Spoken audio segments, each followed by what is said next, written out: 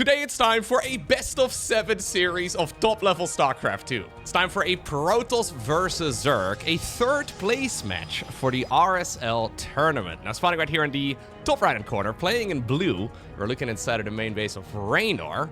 Down in the bottom left, playing in red, playing with the Protos, we have Zoun. Now this particular series was the third place match. It's a little bit odd. Historically in StarCraft 2, we haven't done a lot of third place matches, but I kinda like it. It's a bit weird as far as like the broadcast goes, because usually you get like the semifinals number 1, then you get semifinals number 2, and then a third place match, like you have both of the losers, I guess, of the day playing against each other to determine who gets third, and then you have to hype everybody back up for the grand finals. Usually in StarCraft 2 history, third place matches are skipped. But I kind of like it. It gives the players that are in the grand finals a little bit of time. There's always the argument that people make that, well, if you are in the first semifinals and you, well, proceed to the grand finals, and then obviously you have the other guy proceeding a little bit later, the guy from the first semifinals has a few extra hours to relax and to mentally prepare, whereas the, well, most likely the other player will have maybe 10, 15, maybe a half hour or so, but they don't really get a lot of time to just chill and relax, maybe get a little bit of food. I think that's one of the problems that a third place match solves, and I'm always a fan of it. It's nice to see, because it also means more StarCraft. Yeah!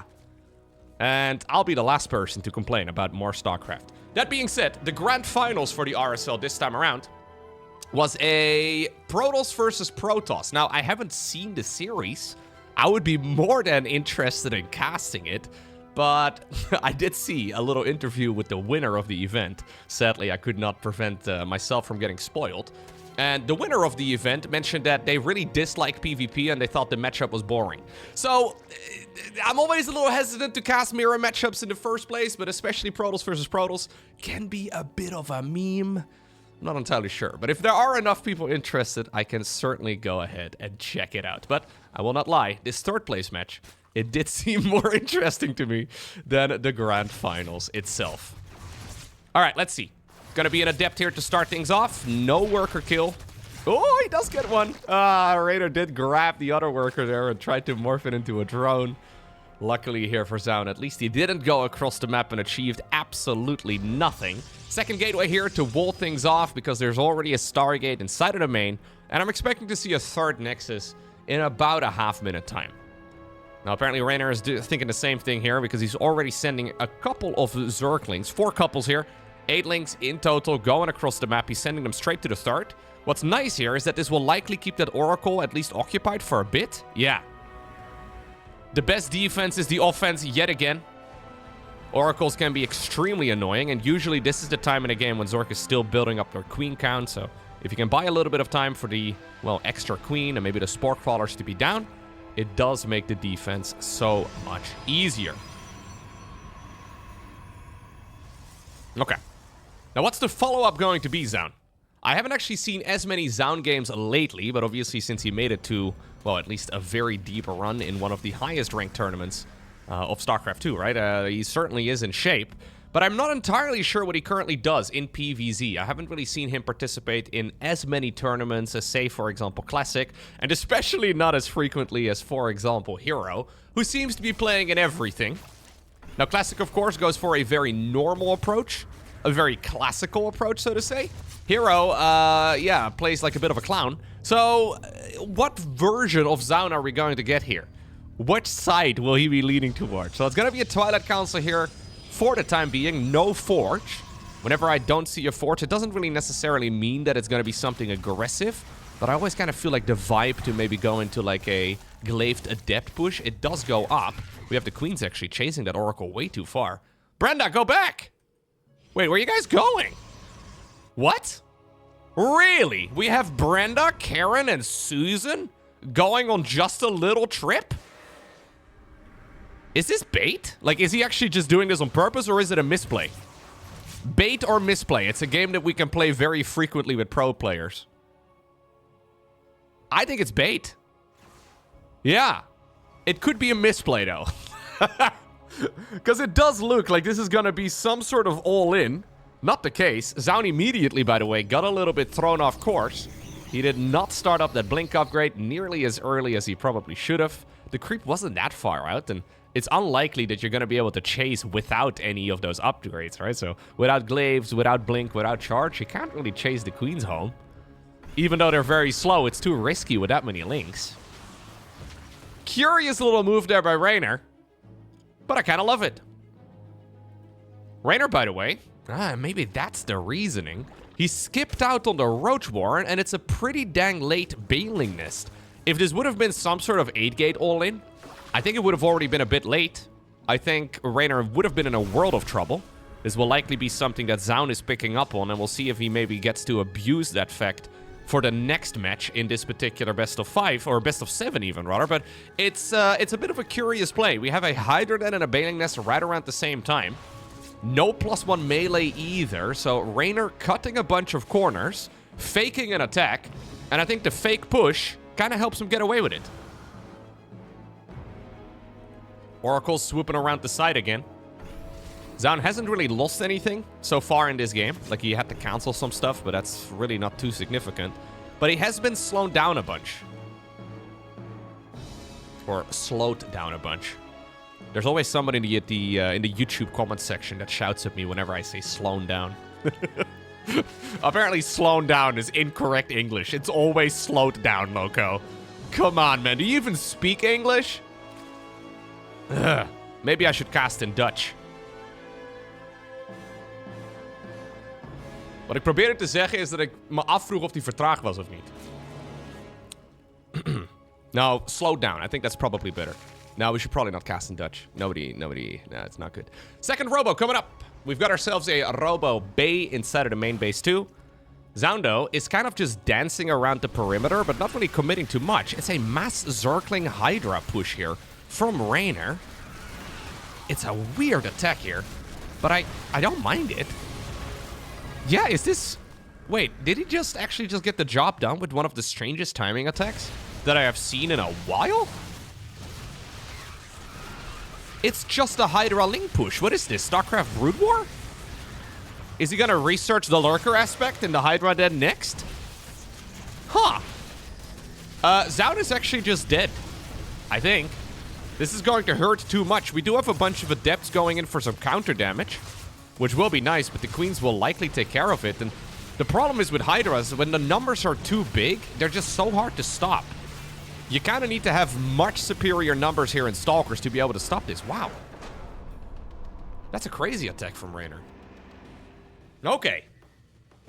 Next up, we find ourselves on the Celestial Enclave. So hold up. Reynor skipped a Roach Warren. He made a Baneling Nest, but made 0 of the unit itself. The Baneling Nest, too, was very late to really stop any sort of 2-base pushing from the Protos. He skipped out on the Evo Chamber. He just made an insane amount of drones, a bunch of Zerglings, faked an attack with Queens and Lings, then walked back home and killed his opponent with Hydras? Something's telling me that that really wasn't supposed to be happening, and that Zoun certainly was a bit confused, because there's about 17 counters that Protos has to that particular attack. So if somehow, some way, he figured that that was the attack that was coming across, if he would have figured it out, I think it would have been a pretty easy counter for him. Anything even with charge would be phenomenal. Even glaives would be pretty dang useful. Colossi, though, are great against that attack. Psionic Storm is awesome against it. You have a lot of options at your disposal as Protos to shut that sort of thing down. So I don't think we're going to be seeing that strategy a second time around for Reynor, but he honestly did do a phenomenal job. Now we're going hatchery first into a spawning pool, so we're at the very least delaying the gas a little bit. This is the type of stuff, though, that Zoun will look at and be just a little bit confused by, because normally you go for the gas before the pool. Not the end of the world, not entirely uncommon by any stretch of the imagination. But you do wonder immediately, does Zerg have some sort of spicy attack lined up yet again, where they can indeed delay their gas by like 10 seconds or so, just to, well, round out the build a little bit more smoothly. Luckily, though, for Zoun, this is the Celestial Enclave, and this map, it's a lot more simplistic for Protos, at least most of the time, we'll have to see. Usually, though, it's quite easy to get 4, maybe even 5 bases up and running.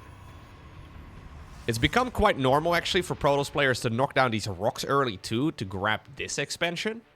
We've seen a lot of Protos players go for this is obviously their main, then this is their natural, and then this is their third, which is a little bit more risky since the third base is wide open.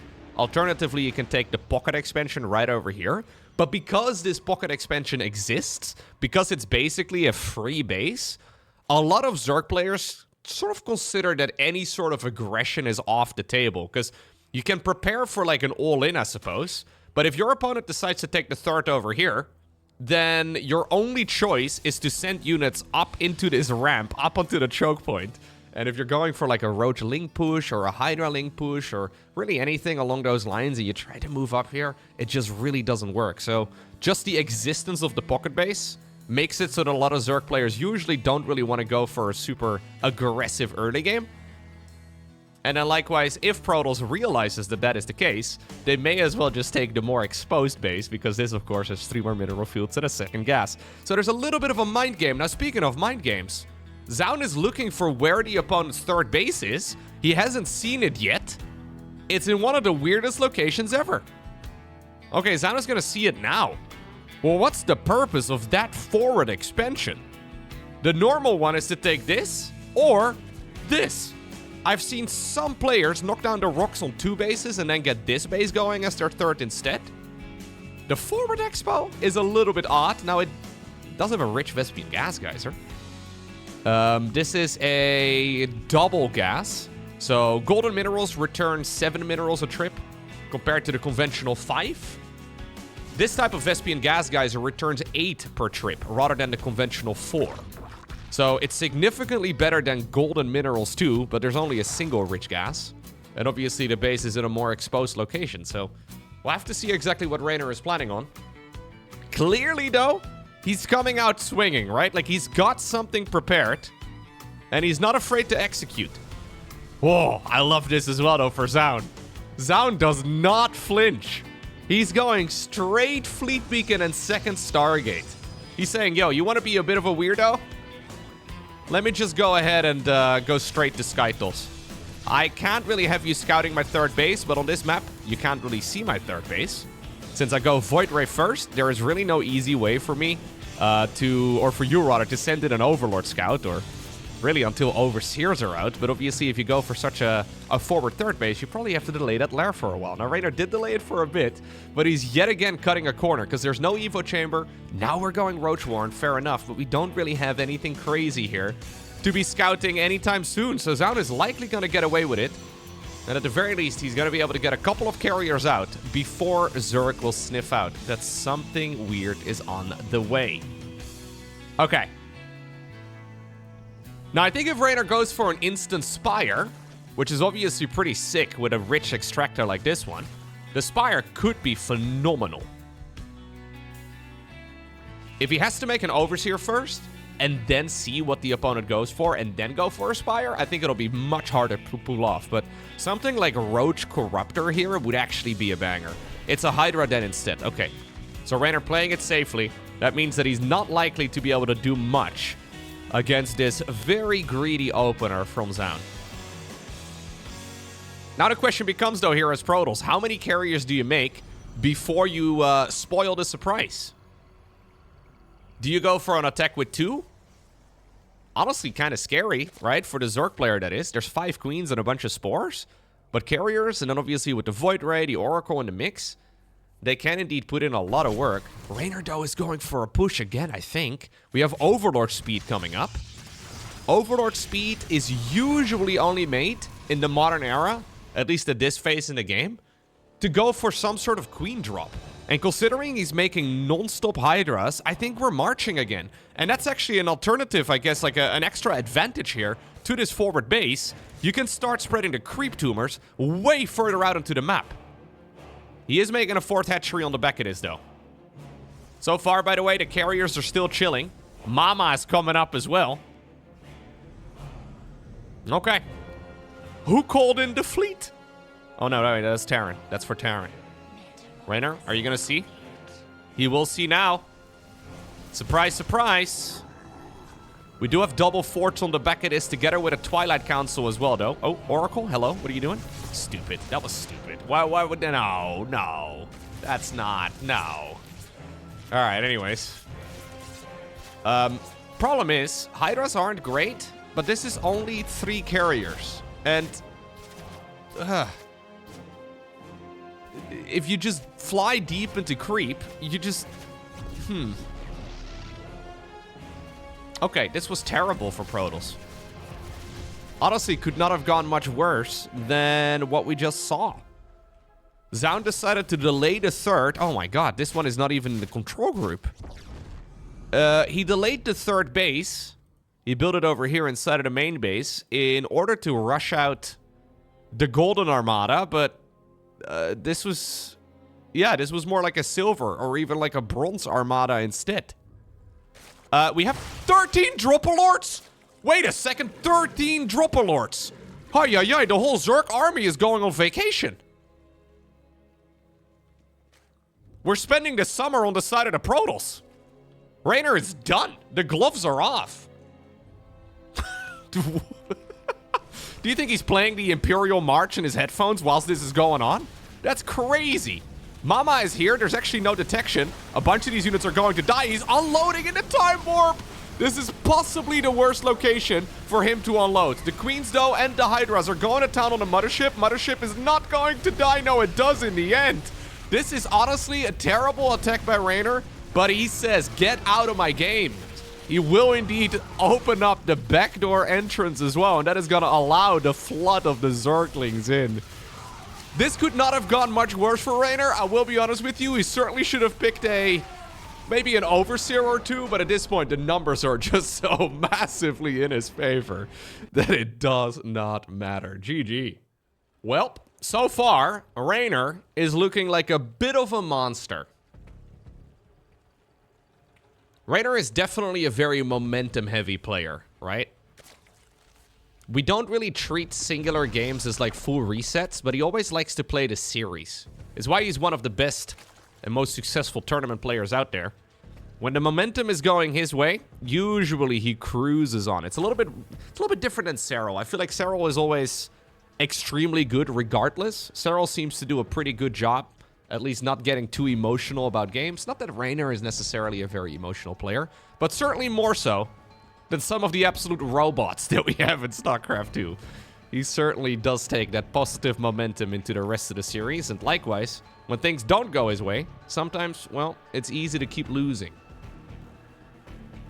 Mothership is the 3rd map in this best of 7 series. Of course, that does mean that the first player to win 4 maps will be the victor. This is, of course, the map with the 3 spawn locations, and already here, Zoun is going to pick up on the fact that, well, Zerg did not spawn over here, or did go for a very late lair, or a very late hatchery, rather, not the case, though. We've got ourselves that probe now, moving down towards the bottom.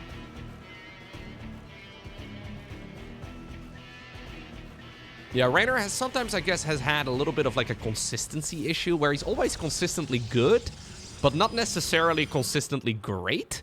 And right now, he seems to be on, like, another high. At the EWC this year, actually, I thought he was playing extremely good. And I've mentioned this several times before already, but he really was playing some of the very best StarCraft 2 I've ever seen. So at the World Championships, he clearly was hungry for it. And, well, he could have taken down Serral, I think. He should have taken down Serral, I think. Serral, obviously, after that win, proceeded to win the entire thing. But that was a pretty crazy series. But now, though, it seems to me to, at least like looking at these first 2 games of this particular match, right? It seems that he is feeling extremely good about how things are going. You don't go 13 Dropalords and a crazy attack like that without an Overseer when you know your opponent is likely playing Skytoss or something finicky like that. You don't go for that unless you feel extremely confident.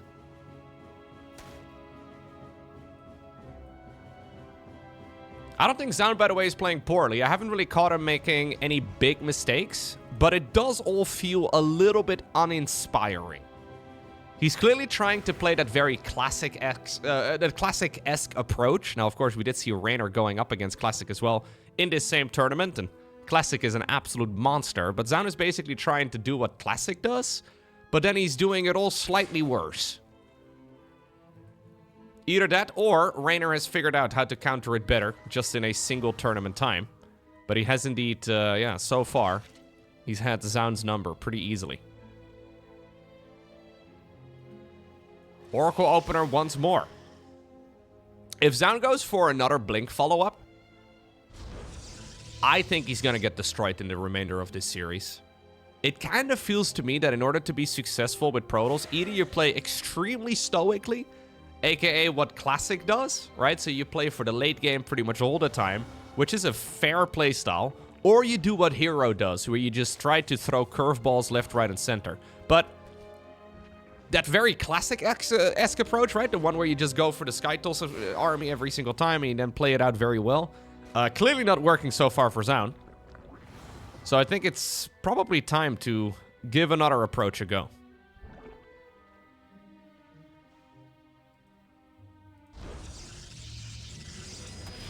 Cheeky little Zergling.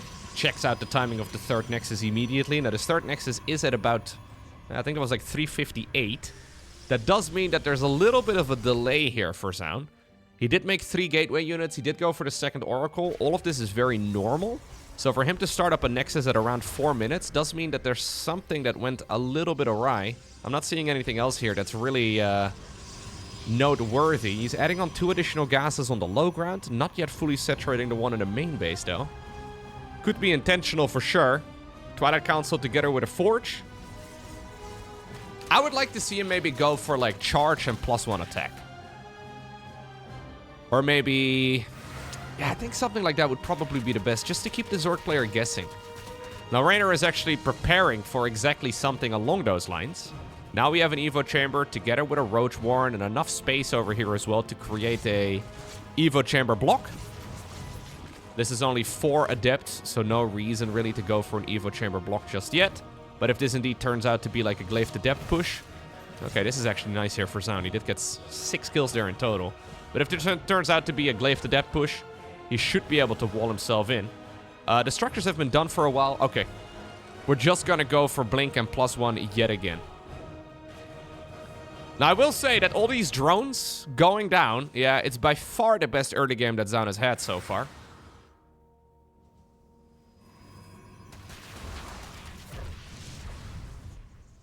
One probe is not going to even the odds. The problem is, though, that Reynor has been greedy already.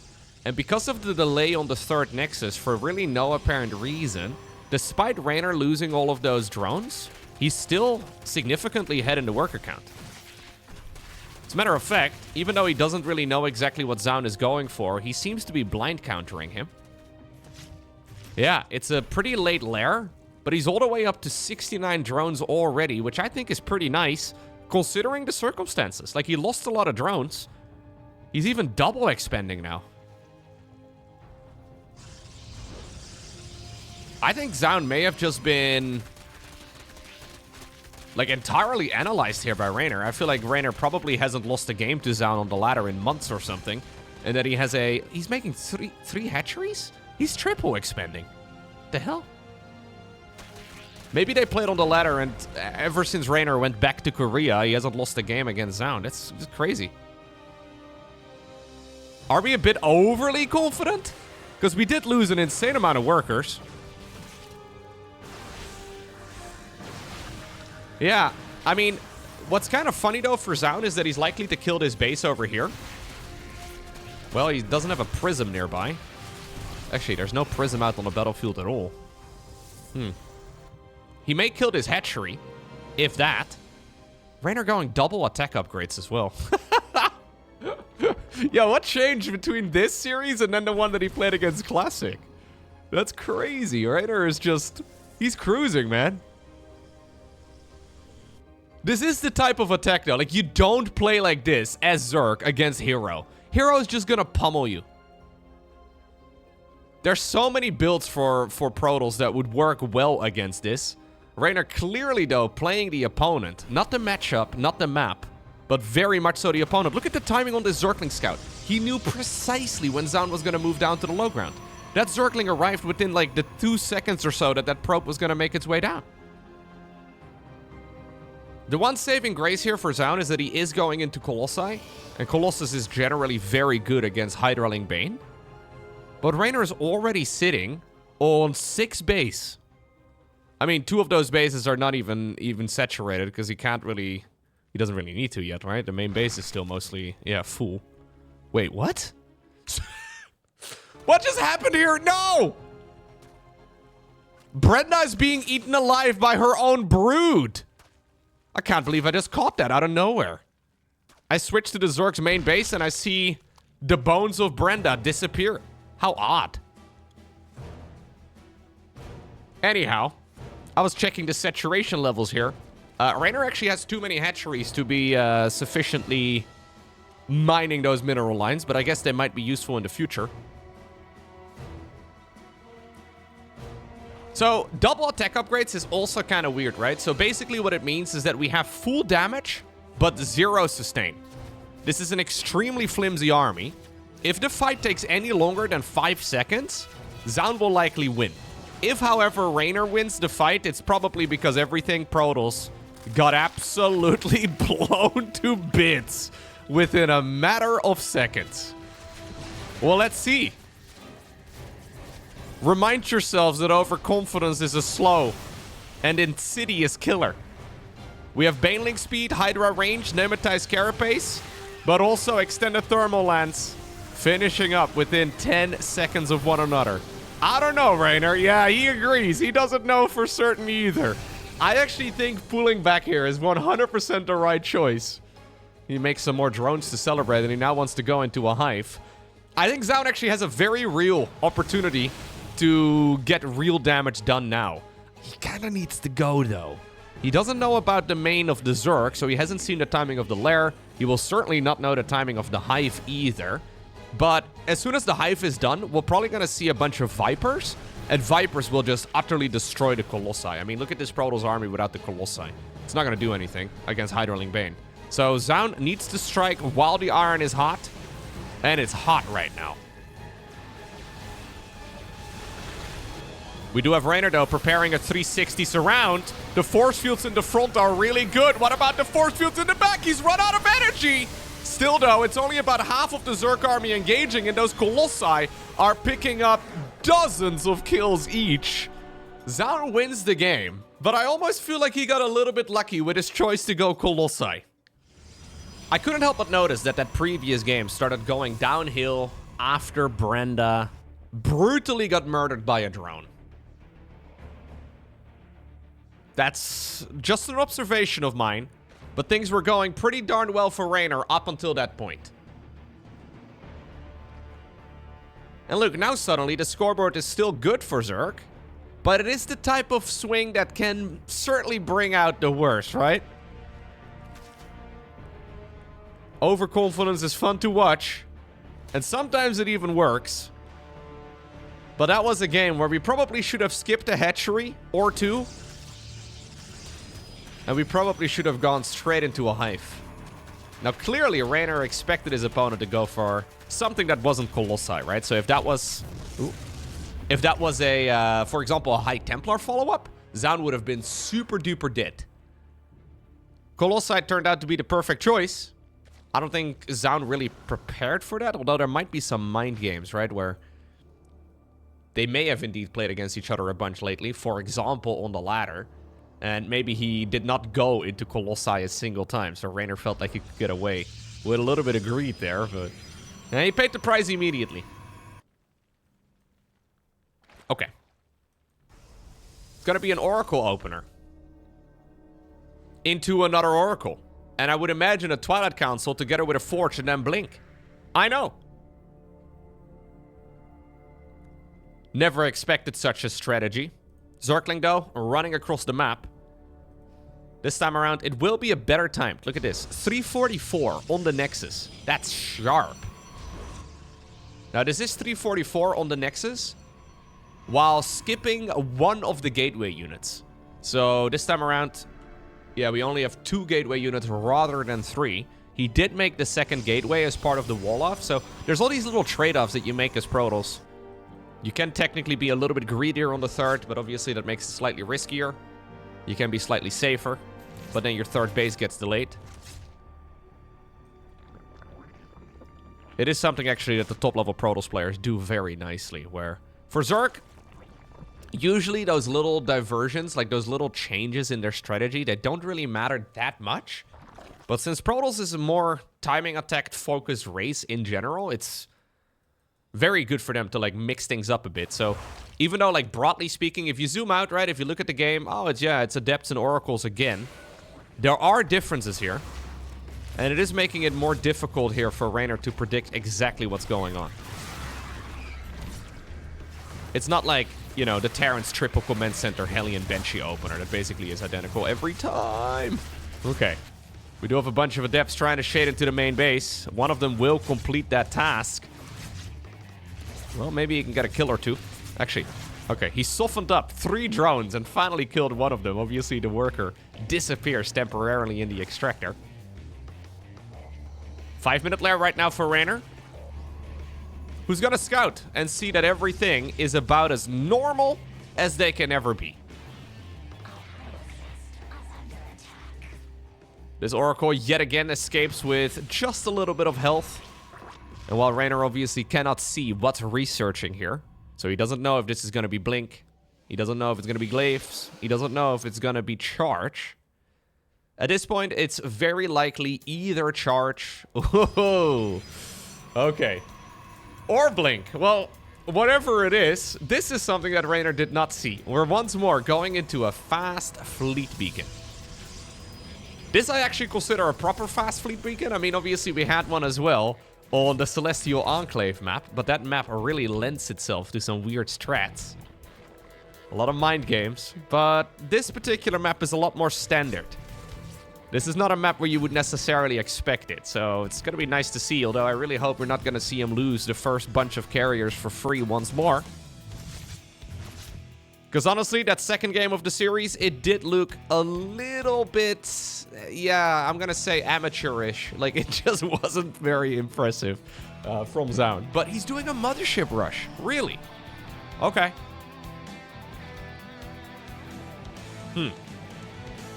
I don't know if I like rushing out the mothership too much, because, like, what is she gonna do by herself?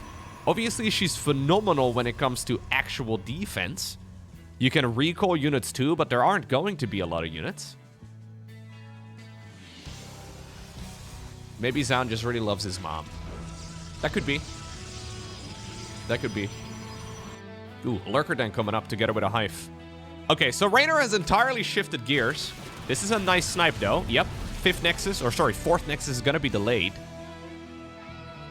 But Reynor is shifting gears entirely. So we went for that insane strategy, I guess we can call it, in the previous match.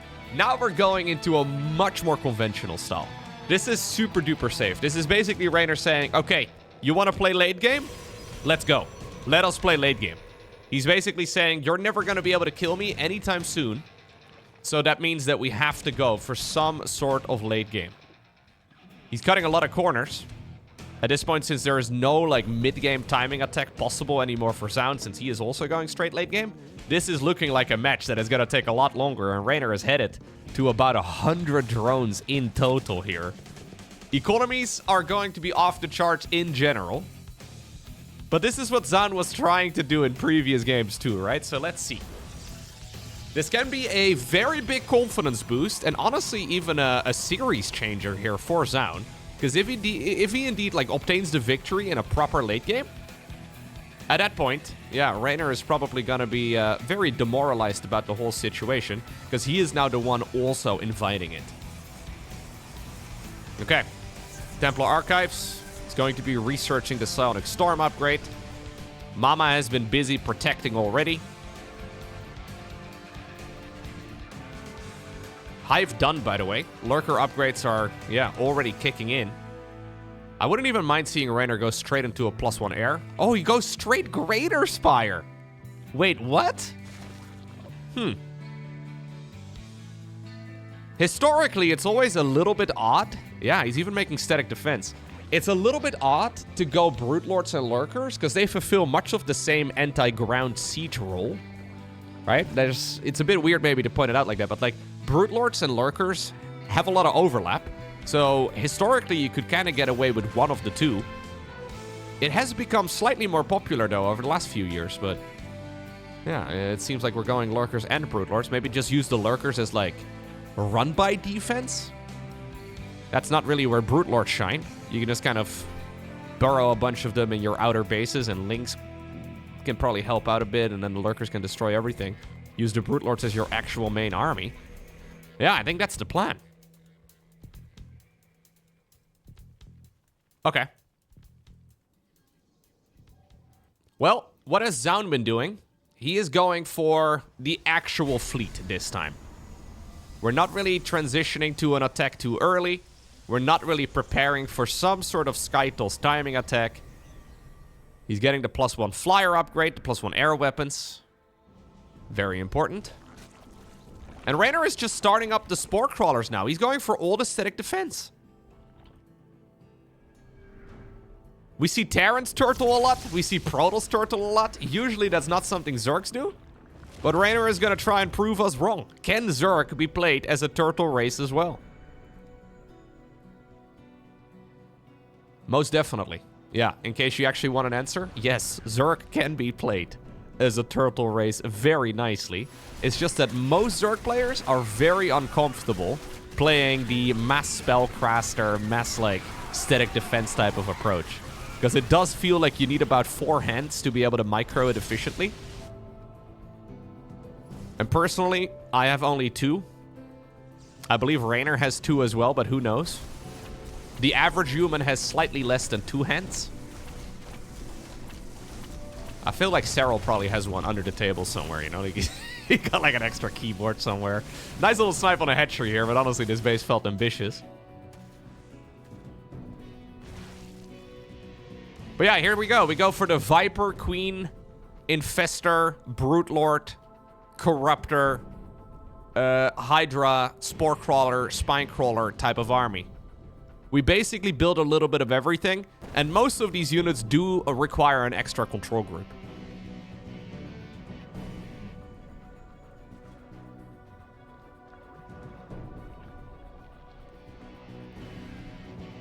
Let's see.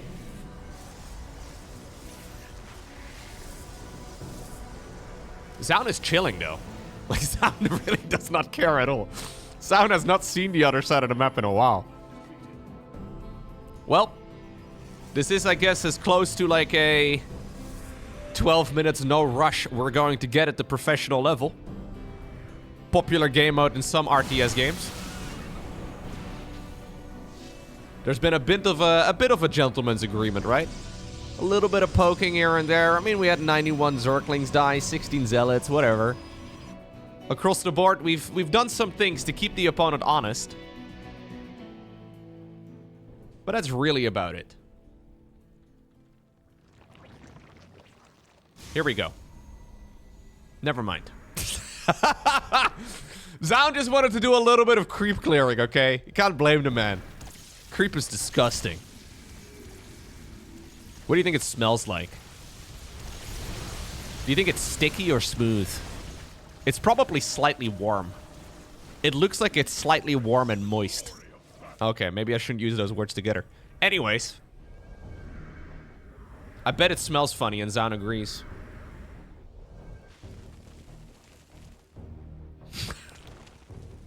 Double attack upgrades coming up right here for Reynor. He didn't go for a second... No, he did go for a second Spire. I was going to say. Feels a little bit odd to go for a Greater Spire this quick, but then not really bother with the extra upgrades. Yeah, we're going into loads of static defense now as well on the side of Zoun. So he's building up a Dark Shrine, which is basically in the late game like an upgraded Zealot.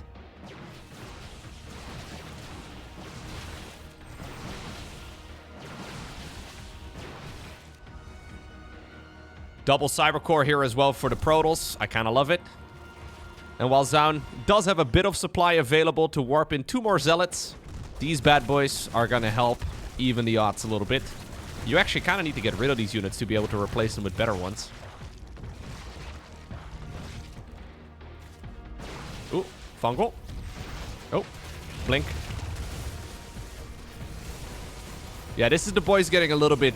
like, they're getting a little bit tired of sitting back, right? Lovely little exchange, of course, here for Reynor. Hardly a big deal in the big picture, because the lost supply for Stalkers gets replaced by more carriers. We have 6 Stargates here in just a moment. New base just finished up as well in the top right. Okay. Now, this is one of those unit compositions for Zerg that, in theory, can be more cost-effective. So what we see right now, for example, is more losses on the side of the Protoss in total for this game. That is something that Zerg can actually continue doing. Pretty much impossible against Terran, but against Protoss, it's actually doable if the micro is godlike. It means, though, that Zoun kind of needs to take 50% of the map. Right? And Reynor is content having 50% of the map. It's different than against Terran in the late game, where Zerg kind of needs to take 50% of the map and then 1 additional base.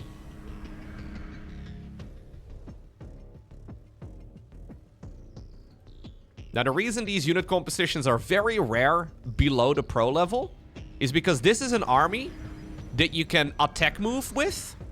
And this Zerg army, if you try to do the same thing, you just kind of lose the game. So it's one of those armies where for Protoss, if you like all army hotkey and attack move, you play it with like maybe 70% efficiency. If you do an all army hotkey and you attack move with the Zerg units, you play at like 20% efficiency. All these units have different movement speeds. It is a nice cornering, by the way, here from Zoun. He's gonna get all those lurkers. No need to use the Archon for its life, but anyways. Yeah, it's not so common. Like, I've tried playing this style with Zerg many times myself, and I cannot figure it out, man. Like, I just can't. I've played so many games of StarCraft. This is really a super hard unit composition to play.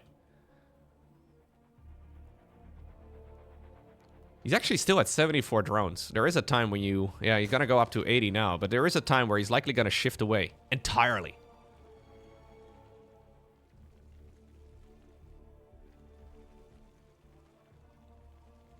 Okay. Zoun, of course, does have that mobility as well, right? Dude, we're going Ultra Cavern. We're researching Microbial Shroud. Reynor is investing into a future that may not even be real. This is like saving up money for a rainy day when you could spend right now. What a crazy concept. Now, the Nidus Worm is actually kind of sick. Do we recall? Yeah, I think we do. He's noticed the little dot on the minimap. Zoun is not gonna take any chances.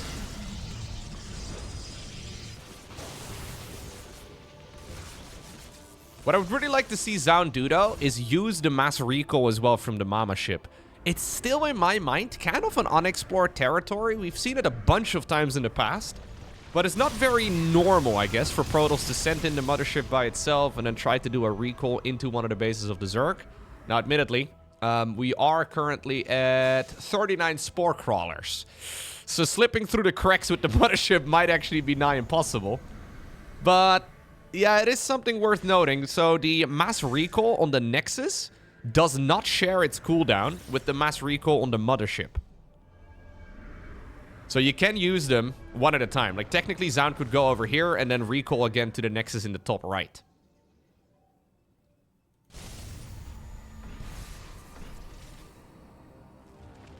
Both players, by the way, still massively upgrading. We have Zoun just moments away from... oh, feedbacks. Lovely feedbacks. Good abduction as well, but I think the feedbacks are actually more useful there. It's going to keep the pressure on at the very least.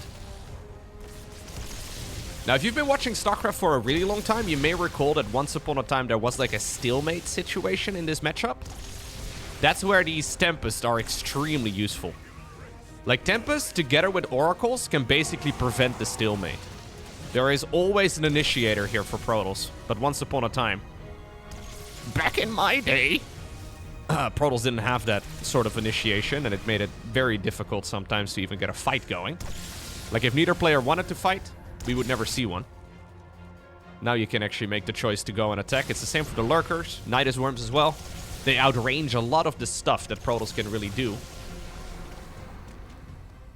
So, yeah, if Zoun approaches it slowly and carefully like this, if he keeps up the revelations, for 15 seconds he can see these structures, and he can get some extra shots in. Nidus Worm in the middle of the map, not achieving much. But this is excellent work here by Zoun. You need to use those Oracles, you need to use those Tempests, and you need to make sure, like, this is by no means an easy unit composition for Protos to play either, by the way. It's not what I was trying to imply earlier. It's just that if you just F2A move this, it will still be pretty darn effective. A little different than that of the Zerg. But you do need a separate control group for the Tempests. You need a separate control group for the rest of the flying units. The Oracles need to be on a separate one. The Archons need to be underneath the units that could be abductable. You need to be careful as well with the Corruptor swooping in, so you need to make sure that your Archons are kind of underneath the Skytoss ball. Obviously, the High Templar need a separate control group. It really would help if we had cyborg arms, you know? With like maybe 7 fingers each. It would be highly beneficial for all StarCraft pros out there.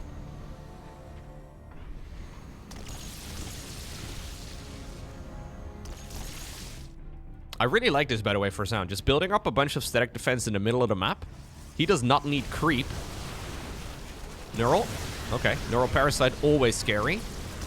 He's gonna bring it here. Target it down.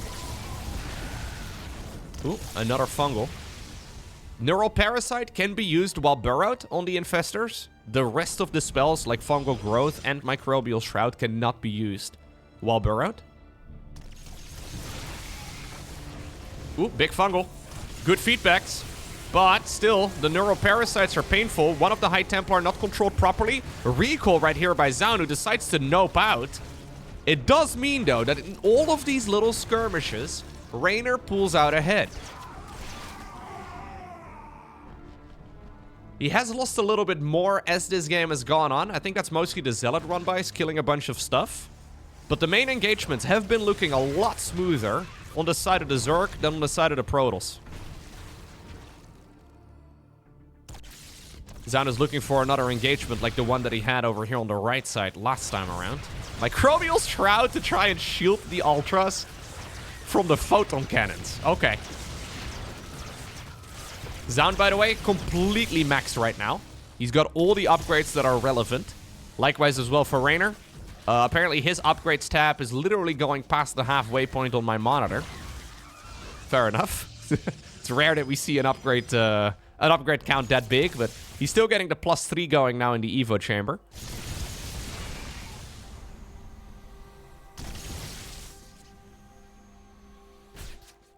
Bunch of Dark Templar trying to be a nuisance. Reynor, though, came prepared with an Overseer already. Yeah, and what I really like here for Zoun is that he actually has superior mining here as this game keeps going. This middle expansion is a tough one, usually, for both players to acquire. Reynor does not have it taken on his side of the map. He also does not have the corner base taken, which is what Zoun is now also trying to acquire. So, if we were to drag a line right now, right through the middle of the map, Zoun has effectively taken the entire top side. Neural? Fungal? Gotta be very careful. Obviously, Reynor can basically remax in about a minute. For Zoun, that's going to take way longer. Dude, Microbial Shroud to shield Ultras against static defense is kind of a play, isn't it? It is truly one of the plays of all time. While this little skirmish is happening, there's a much bigger fight on the right. The High Templar exposed. Fungal Growth's making it difficult for the Protoss army to actually get out. Immortal falls. We have a Tempest dying as well. And how about that fight on the left?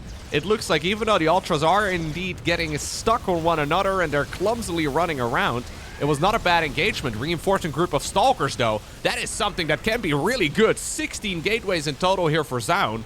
He actually does reinforce quicker than the Zerg. And he is going to punish the Zerg for that overextension on the right side of the map. An eye for an eye. As the base on the left falls, so does the one on the right.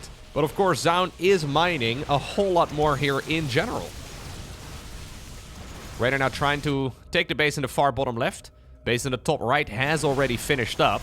Zoun does have a slightly smaller bank as far as the minerals go, but he's got an absurd amount of gas. Now that he's seen the amount of Immortals, or the amount of Ultras rather, he's adding on additional Immortals, which is certainly the right choice. Sometimes actually because of that sort of choice, you end up with an army that is no longer Skytoss. He was trying to go Skytoss ever since minute 1. And then you start making Stalkers, you start doubling up on the Immortal production, and then at some point you find yourself maxed out with like 4 carriers up in the air, and that's the quote-unquote Skytoss army. Okay, he does indeed add some more carriers into the mix. You gotta be careful about such things. Because if you're fully ground toss, then you die to Brute Lords and Lurkers. It's a very delicate balance.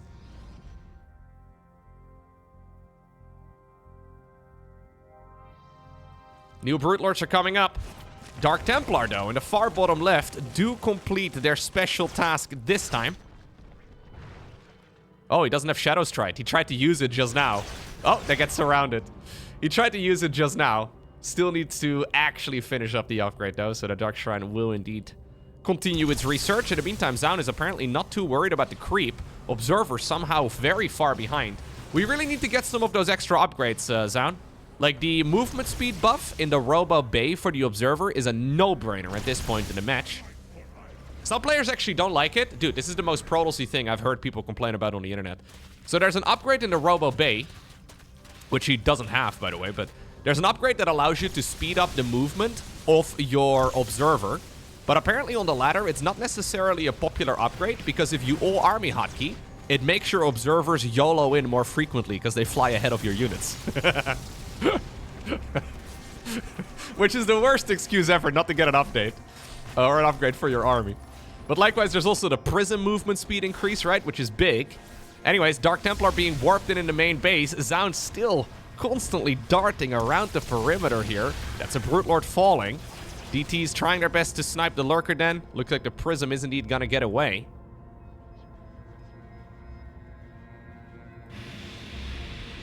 I really like this spot here for Zoun.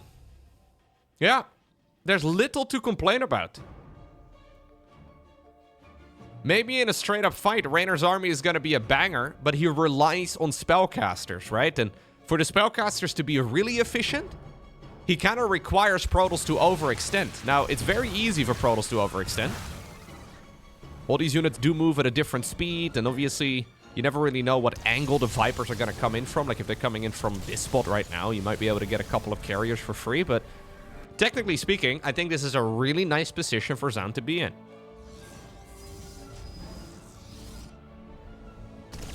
Oh, miscontrol here by Reynor. Loses 2 Infestors. And Reynor now only on 3,000 gas. It's not much, considering we barely have had any main engagements. Zoun is at nearly 7,000. That's a lot, and he's actually moving in right now. Cloaking Field gets activated by the Mothership. We have that Guardian Shield as well on the Sentry. Time Warp in the perfect location. Immortals going to town, and while we do have a Microbial Shroud and a bunch of Fungals, this is a way better spot here for the Protoss player than it is for the Zerg. Reynor is remaxing with loads of Ultras. Now, we do have some of them going to town in the top right-hand corner, and that base will get destroyed. But while we have some reinforcing Infestors, they die immediately. Zoun is gonna get 2 bases killed at the bare minimum. Drones are indeed getting out, and I think this is a really, really solid engagement for Protoss. It's got a Zealot run by as well, killing an Ultra Cavern in the natural expansion. The Hive inside of the main base likely will fall next. We have some reinforcing Zealots here, trying to see if maybe even the 3rd base from the early game can be killed. Hive, though, disappears. Zoun is remaxing immediately, too, with whatever he pleases. And Reynor remaxed on Ultras. Reynor's gonna have like 15 Ultralisks, and this is not a unit composition for the Zerg that is capable of taking on the Golden Armada. Sick game here by the Protoss. Really lovely work. Calm and collected. Haven't really found him making any critical errors. He's doing a lot of fake outs where he's inviting the Zerg off creep. But even with that static defense part of the army, right, there was just no way that Zerg was going to be able to hold it. And now suddenly, I mean, this game is not over yet, but now suddenly for the best of 7 series, this could prove massively problematic. Still, though, the Ultras are coming in. We do have the Corruptors swooping in, too. Archons need to be retargeted onto all of those Corruptors, because the Ultras on the ground are going to gobble up all of the units that remain there. That being said, though, the Skytoss fleet does indeed stay alive. And with the amount of money that Zoun has available, he's going to be able to remax, whereas Reynor does not have that option. And after a very confident start for Reynor, now, suddenly, the scoreboard has evened things up. Okay. Botanical is map number 5 in this best of 7. It's a quick nexus yet again here for Zoun, who I think has proven to us that you probably don't want to face him in the late game. So, yeah. Action is very much so on the side of the Zerg. I think Zoun will be more than happy to play a similar game to the one that we just watched. It seems pretty convincing across the board. Zerg late game compositions, not really quite anymore what they once used to be like. Although I say that, and I'm sure somehow, some way, in 2026 we'll have a grand finals with Serral playing like a best of 9, and he plays 5 late games in a row and somehow wins every single one of them. There's always that moment where everybody kind of agrees on something, and then the top level players are like, well, actually. And this is bad right here as well for Reynor, by the way. Losing 2 drones, almost 3, to a single adept. Not ideal. There's actually been a few years now. I think over the last like 3, maybe 4 years even, I have kind of considered Zerg late game to be near unplayable against Protos. But then this year's EWC Grand Finals comes to mind, where Serral absolutely destroyed Classic, playing late game most of the time. So I don't know, man. Sadly, not a lot of Serral games being played at the moment. Apparently, he did take a little bit of time off. Whatever that means, I don't know. Playing a lot of golf, I guess. One little drone kill.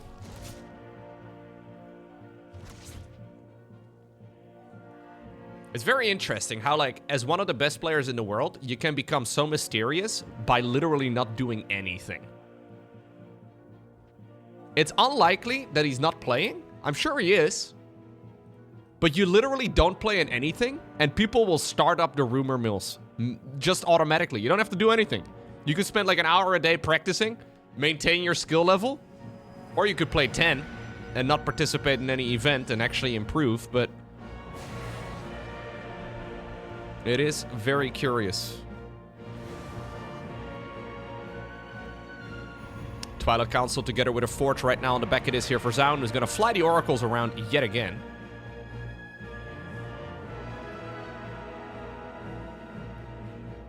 One thing that I've noticed for Serral's games, though, especially for Protos versus Zerg, like, for example, during the EWC of 2025, was the heavy focus on Vipers.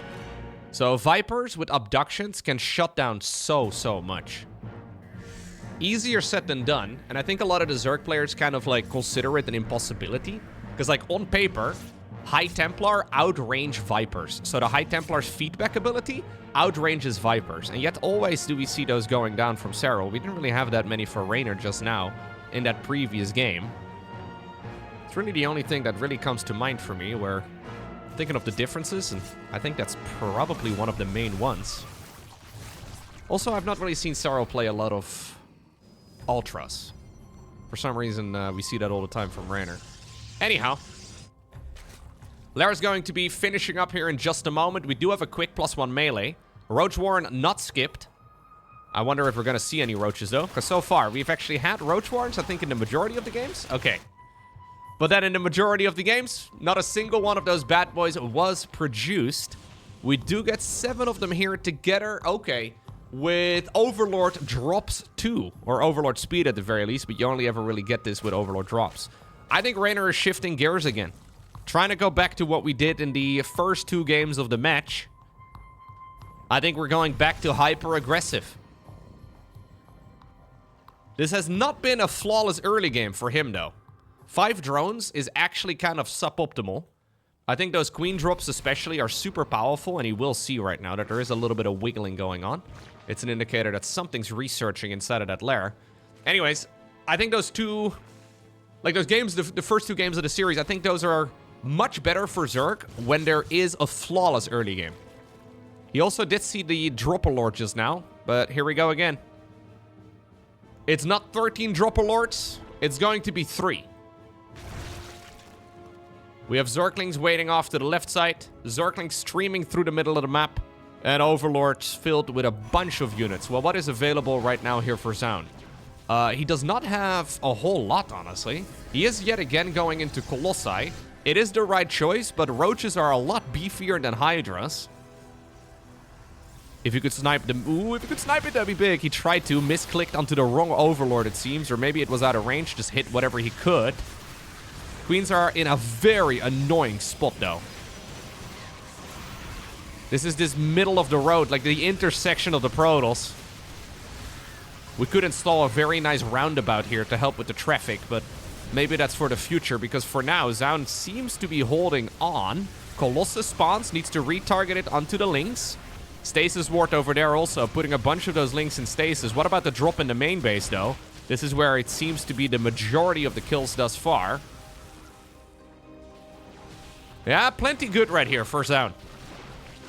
He needs to be careful that he doesn't get a bit over-eager. But this has been a good example as to why we don't see these type of pushes from Zerg too frequently. Solar is a big fan of it. And I really do believe it's a great response when you have a flawless early game as Zerg. But this wasn't a flawless early game from Zerg. And Zoun seems to hold it with relative ease. Now we're going into the ranged Colossus. We do have 2 of those bad boys already out.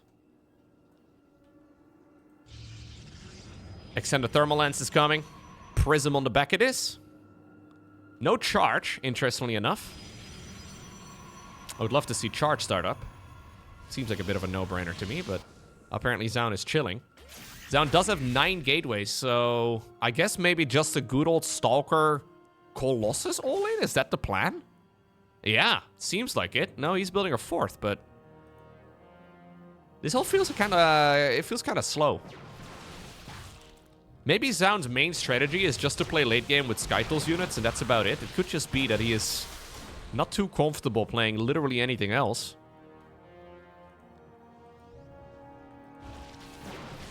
Oh, Zealot was not on hold position. Does not pay the price, but scary. Hive is going to be finishing up in a moment, and I think Zoun had a gigantic window here to be the aggressor.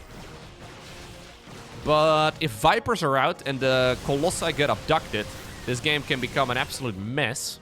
Loads of Lings dying, though, unnecessarily, too. It's going to be a Roach, Ravager, Ling, Bane here for the Zerg, and I would imagine Vipers for support as quickly as he can afford them now. Hive is finally done. Hatchery here in the middle does go down. We have a cheeky little Zergling drop in the main base. Slow reaction here from the Protos, but he is going to be able to take care of it.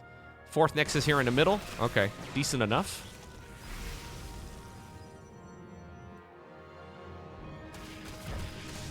There's the Vipers coming. I think this is a pretty dang good position, though, here for the Protos here from Korea. It's not a very impressive Zerg army at the moment. It all comes down to the corrosive Biles and the Banelings.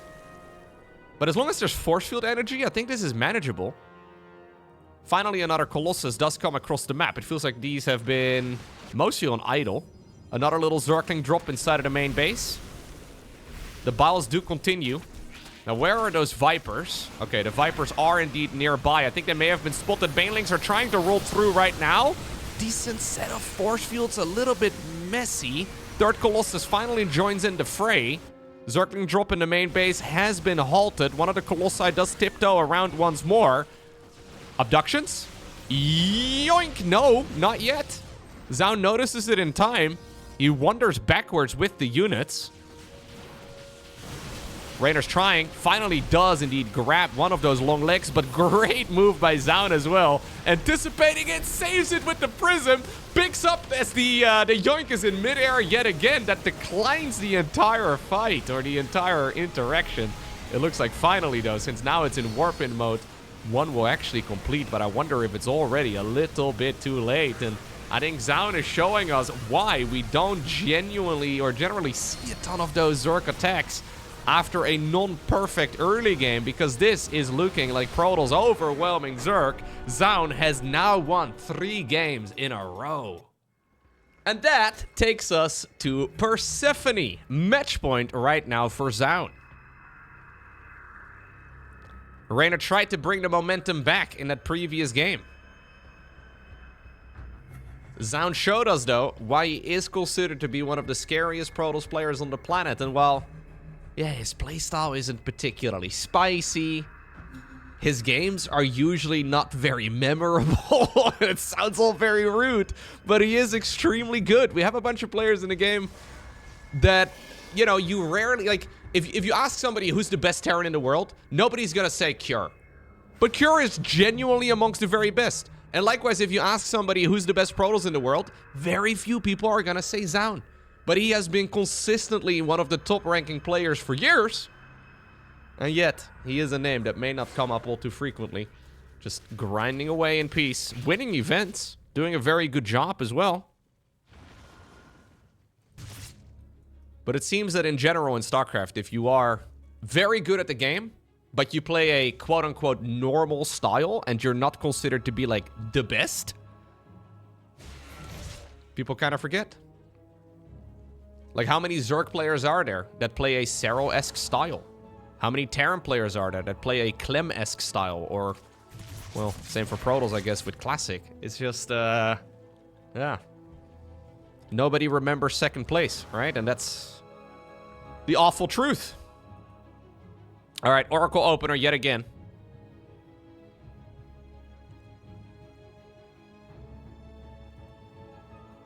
Third Nexus is going to be starting up here in just a moment for Zoun.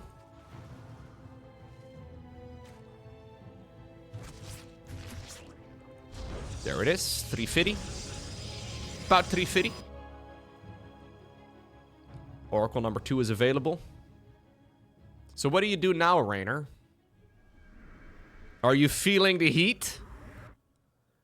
This series started off ridiculously good. I feel like there's an alternate world out there where Reynor would have already won this 4-0 in under 20 minutes, because it kind of looked like it. But then Zoun decided, you know what? Let's not do this sort of thing anymore.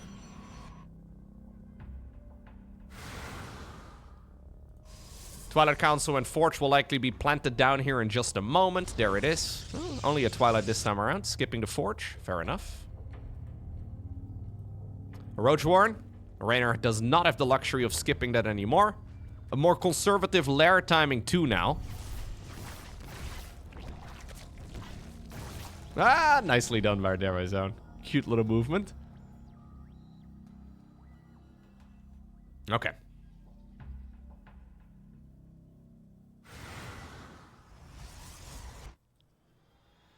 We'll probably see the fourth hatchery here started up in a moment for Reynor. Alternative choice would be to build it over there. Interestingly enough, Zoun did go for the Forge, and he did go for Blink yet again. The timing, for some reason, of the Forge is very different than what we've had so far. Not a huge deal. We see this all the time, but Zoun mixing things up for no apparent reason here. Maybe to keep the Zerg player occupied. Keep him guessing a little bit. Say, for example, the Overlord scout did commit. He would have seen now that there is a Forge lacking inside of the main base. Well, he added it on at a later time. Normal timing for the Overlord scout is already long past. So Zoun maybe trying to sell the story of like a Glaive to Depth push or something along those lines. Reynor going for good old Hydras yet again. Fascinatingly enough, he has not gone for a single Spire.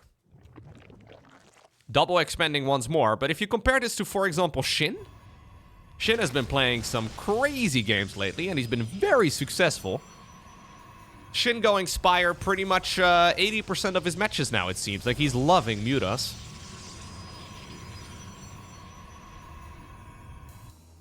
Reynor apparently disagrees. Straight Infestation Pit. This is looking an awful lot like another macro game.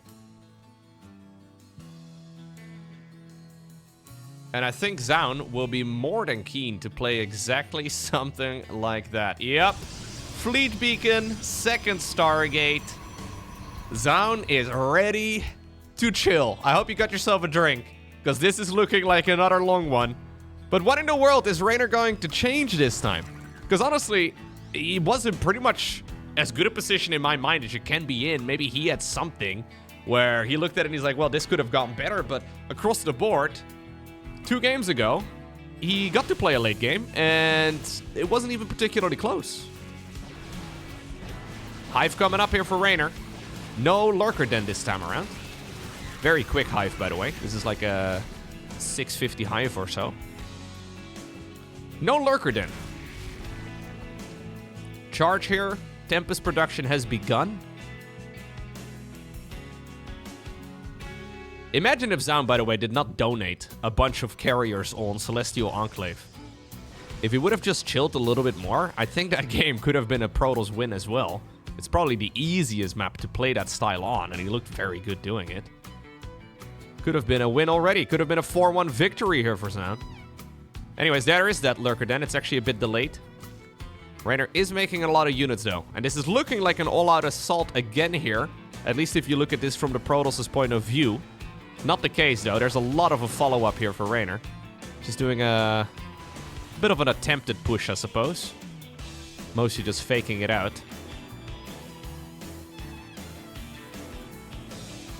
Base in the far top right is up and running.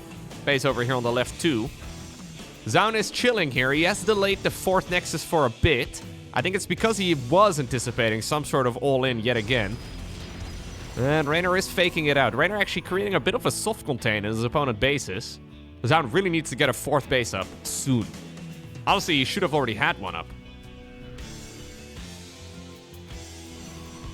Templar Archives coming up. There's Mama yet again. Oversaturation, though, already inside of the main. Oversaturation over at the 3rd. Ooh. Hello. We have about 7 idle probes here inside of the natural. Oopsie. I don't know how long they've been on idle for. Ooh, okay. Well, that's how long they've been on idle for.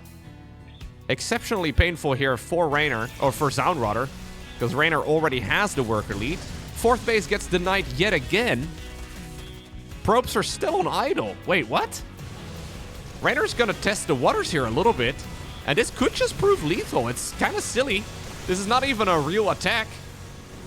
This is mostly him looking at that Protoss army and thinking it looks kind of small. Maybe not small, maybe average. But average is not good enough for Reynor. The probes are still chilling. Reynor's just opening the floodgates now. These are lurkers that are not even fully upgraded. Ay, ay, ay. Well, maybe the Tempest can clear all of this out eventually, but the real problem is Protoss is still on 3-base economy, even when the dust settles here. He's on like 2-base economy, I guess, with this many probes on idle. Ay, ay, ay. Man. How is this still the case? He must have given them like a stop or a hold position command. At that point, they don't appear anymore on the idle worker screen, but it's kind of nuts. Like, he's been very preoccupied everywhere but the natural. But an extremely sloppy mistake for this level of StarCraft 2. Sorry, apparently in this particular game, I'm just being a massive jerk to Zoun. It's not good, guys. I turned very Dutch in game number 6 of this series. I just told it as it was, okay? Yeah, come on. We can't have 7 idle workers for like 10 minutes. At the professional level. Like, he recalled a bunch of probes now to the natural, so he's gonna probably box them in. Ah! Actually losing my mind. No! Dude, he just selected the all idle workers button. So these guys must have appeared on the right side this entire way, like this entire time already, because if they would have been not considered idle, aka on hold position, they would have been not selected. A bunch of High Templar here too far forward. This is, yeah, GG. Terrible. Okay. And that means it all comes down to this. Final map in this best of 7 series will be Tokamak.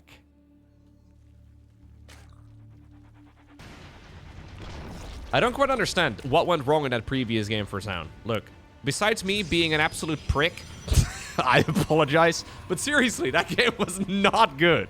And I think everybody would agree, right? Anybody that's ever watched a game of StarCraft before?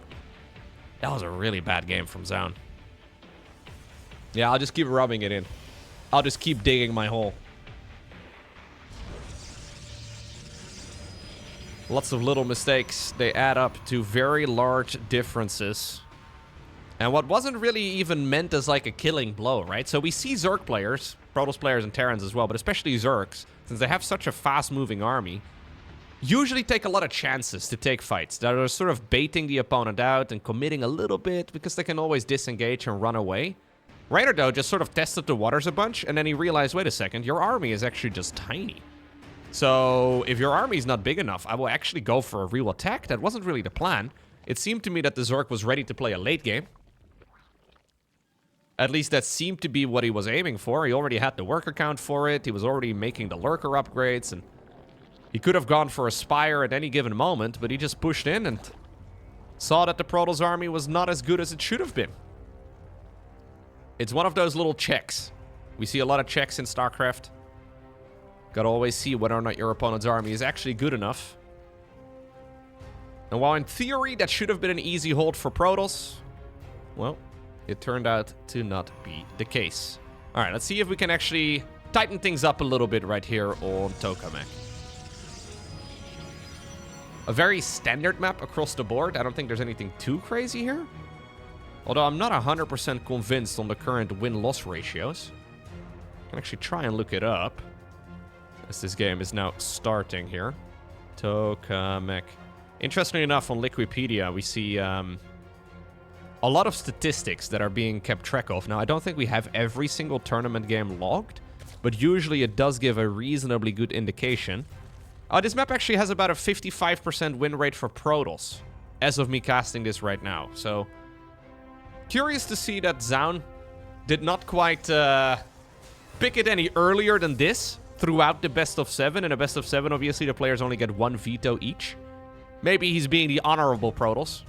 We have seen this as well in the past, where one map is just massively broken and it can't be vetoed, and then players purposely don't pick it. I think you're kind of dumb to not pick it, if I'm being... Like, if there's like 2 maps that are utterly broken for your race, and you can only have 1 veto as the opponent, don't do the honorable thing and veto the other good map yourself. No! Anything is fair. Just play whatever it takes, man. I don't really... Maybe I'm a bad person. Who knows? Anyways. Adept Scouts continue. He wants to see if there's anything weird. Not really the case, though. Everything here is very normal, and likewise as well for Zoun. He is once more going into the good old Oracles. All is fair within the game of StarCraft, right? Well, other than using any form of cheating. Absolutely hate that, obviously, but any actual tools given to you in the game, I think all of it is fair. Look, if the balance is terrible, not your fault. If a map is broken, not your fault. Use whatever it takes, man. Use all the tools given to you.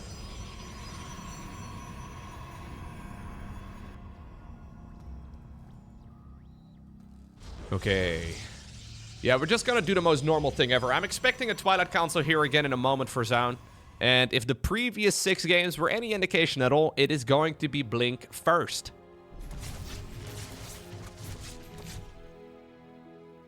We did have that discussion, I guess, earlier this year, right? When the Cyclone was proven to be broken. Like, are you a bad person for using a unit that has been bugged for months already?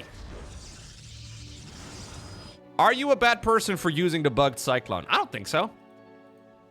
I do think the bug shouldn't be in the game in the first place, but it's hardly the Terran's player fault for using a unit that is turning out to be, you know, not fixed for such a long time. Like, it's not your problem. Oh yeah, we did see a bunch of Terran players that were like, yo, I'm gonna do the honorable thing and not play any Cyclones at all.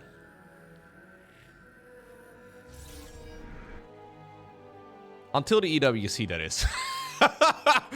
There were a lot of honorable players until there was like, what was it, $700,000 on the line? Then apparently, yeah, those honorable Terran players decided that they had different allegiances there for a little bit. There were a lot of Cyclones then. Anyways, Lara's gonna be about halfway done. We do have a Twilight Council, not yet an upgrade. Zoun, we have 700 gas. Zoun, why do we have 700 gas? He fires up the upgrade now. Ooh, why is this so slow? Those upgrades are actually kind of slow. I wonder if Zoun is maybe, like, feeling the stress of this series. Keep in mind, this is a best of 7. It is extremely fatiguing to play long games of StarCraft. If this was a one-off game, I would be very critical of it, and I do still think it's worth noting, but we are not supposed to be having this much of a gas bank here as Protos. Doesn't make any sense. A little bit of macro mismanagement for sure. Reynor has always been a very high energy player in general. I don't think he has any issues playing longer series like this. But energy management is certainly something.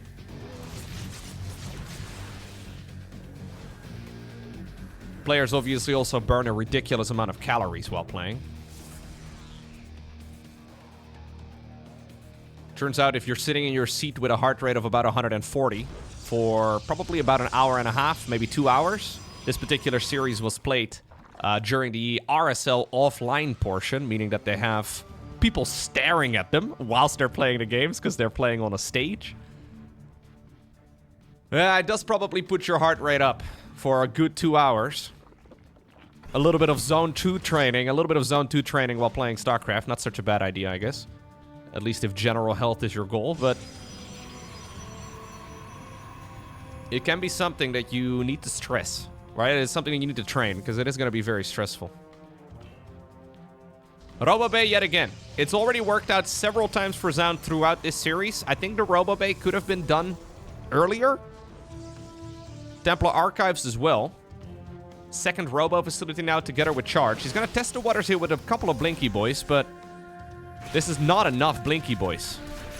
Yeah, he needs to panic recall out of there. Not all of the units fit inside of the bubble, so some of the Stalkers are actually going to die. He was hoping to get a lucky hit, but this is the problem. If you have a miss macro, like if you miss macro early on and you still go for the attack regardless, you just don't have enough units or you hit too late. That looked very different than the type of attacks that we see from, for example, MaxPax all the time. MaxPax a lot sharper with those Stalker pushes. Anyways, one Colossus at a time was nice so far throughout the series. So what about 2 Colossi at a time?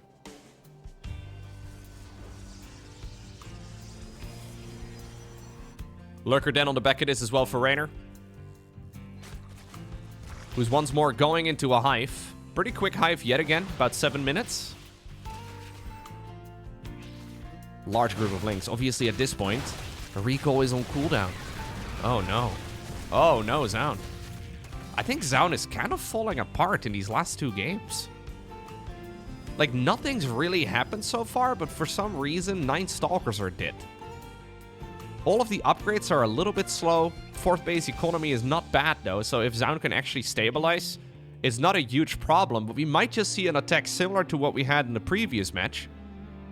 Oh, he wanted to go for a fleet beacon, then saw the Overseer, so that indicates that the first time he saw the Overseer is when he tapped back to the main base. He already had a probe selected. Normally the order is, I see a red dot in the main, I'm going to try and deal with that, and then I put down the structure. He still puts it down here regardless, because he kind of needs to build it. Still puts it right underneath the Overseer, though. All of these little things are kind of indicative of something going awry here for Zoun. Now, by the way, we do have Viper already. Yeah, the Viper here does not have enough energy yet for abductions, but without the Colossi, his army is not very good. Maybe the Zealots here in the bottom section of the map are going to work out a little bit better for him. Nah, killing this base would be nice. And ultimately, this is still a Zerg on just 4 base eco, right? So it's not like Reynor here is playing a perfect game either. Certainly feeling the heat of the series. Because 4 base versus 4 base against Skytoss, I think that will be totally fine here for Zoun. What we do have, though, is a Nidus network. Fully upgraded Lurkers are going to be hitting the battlefield as well, nice and early. Abductions on the Colossi here would be an easy snipe. Oh, nice feedback. Great feedback right there by Zoun. Nidus Worm goes up. This Overseer has been here for minutes, by the way. He didn't... Wait, does Zoun just not notice? Oh, no. I think Zoun's brain may have gone AFK for a little bit, guys. These are relatively sloppy mistakes.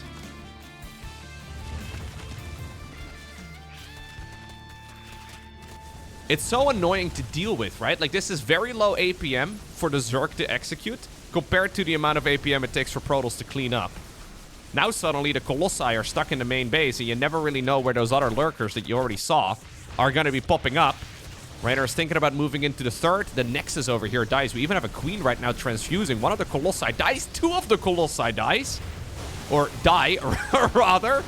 What about the Storms at the front? The High Templar are kind of walking into them themselves. We have an overlap on the Storms.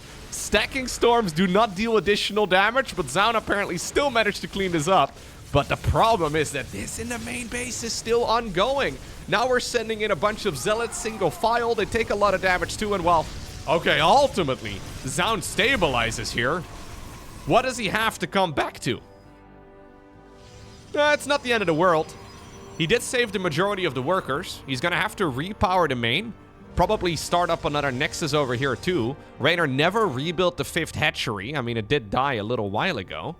Zergling run by still attempted. I think Reynor really is smelling blood, but he needs to be careful that we do... Oh my lord, okay. We do not see a repeat of what we had already in the previous matches, right? Like, for example, on Mothership, where Reynor was feeling so confident that he kind of threw the game away. Well, another good feedback there. Zoun is moving forward yet again. He does have an Immortal in the mix. Not enough energy, though, for a lot of Storms, although I think there's one available. Third base is going to be evacuated on out of there, and I think Reynor is making the right choice here to keep the pressure on. Nidus in the main base yet again. This Overseer is still hanging out. The Overseer is still just there. It's been there since, like, minute 7. Maybe the Tempest is going to be able to make short work of it here in just a moment. But now the Zerg army is knocking at the front door of the Protos player. This series has turned into absolute chaos. We've gone from very honorable macro games to very cheesy matches. And then all the way back to hyper-aggressive pushes. I don't think Reynor's going to be too happy with the way that this series wrapped up. I mean, obviously, the end result is very good for him, but this was hardly the flawless game that he was hoping for. But luckily, right, StarCraft 2 is a game about who makes more mistakes. Are you okay, Toby? For some reason, he just... Okay. You wanna do the outro? Okay. You wanna say anything to the people? Subscribe, bitches. What? You can't say that.